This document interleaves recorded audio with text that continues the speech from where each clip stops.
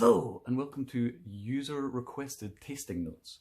So this is going to be a new thing that I'm going to start doing, which is if you see something in one of my videos, like in the background, or if you follow me on Facebook or Instagram and you see a picture of something that I haven't necessarily reviewed yet on YouTube, you can request a tasting notes. Now they're going to be quick and dirty, they're going to be made on my phone, pretty much completely uncut.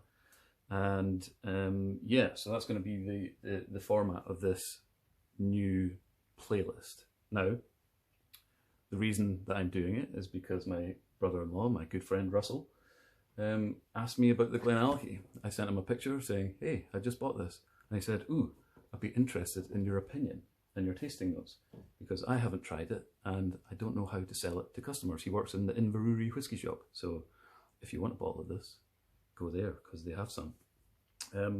So it is the GlenAllachie rye wood finish, 48%, and yeah, Billy Walker's brainchild, obviously. Another one. So, first thing I would say is the cork's not very good.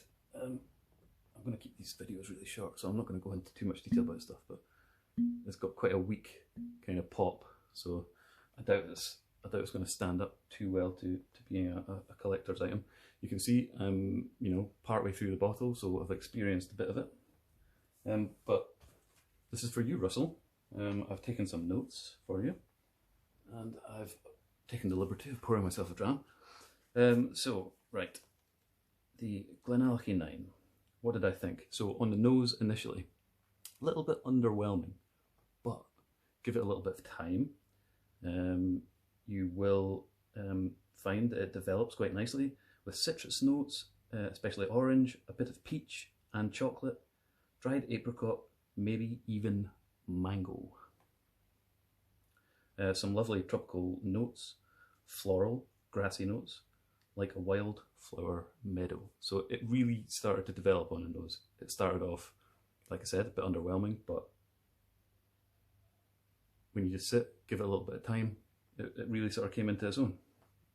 The taste, a well-balanced dram, I thought. Sweet citrus, tropical fruits, bit of icing sugar, balanced against a grassy, woody, slightly earthy side. Very light oak spice.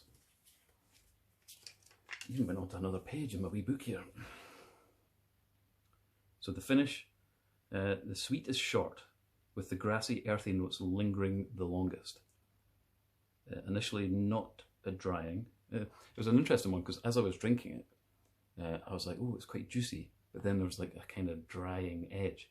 But certainly on the finish, that balance sways in favour of the dryness. The echo, sweet and sour wood and earthiness, umami, if you will. So it's not an overly sweet one. So the takeaway, the sort of main selling points, I think, Russell, if you want to try and sell this, it's a lovely dram. Lots to get excited about on the nose. Main takeaway though is tropical fruits and actually a lack of pepper and spice, because I suppose there's people out there that don't really like those overly oak spicy, peppery kind of drams, and this really isn't one. It doesn't have too much of that in it at all. And for the 48%, it's quite a light, I'm not going to say unassuming, but it kind of flies under the radar a little bit. When you think of GlenAllachie, you've got those big sherry bombs, those dark, whiskies going on, and this one's quite light. It's more grassy. It's almost like it's more kind of Glencadam style than GlenAllachie style, but top dram.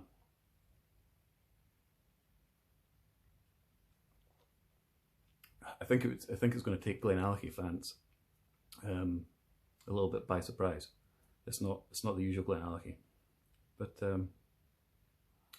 I think if you asked me if I'd buy another one, I'd say yes. I don't think it was too expensive. I'd need to check my order. I think it was around the £40–45 mark from Master Malt. I think I got it. But like I said, Inverurie whiskey shop, available right now. Flange.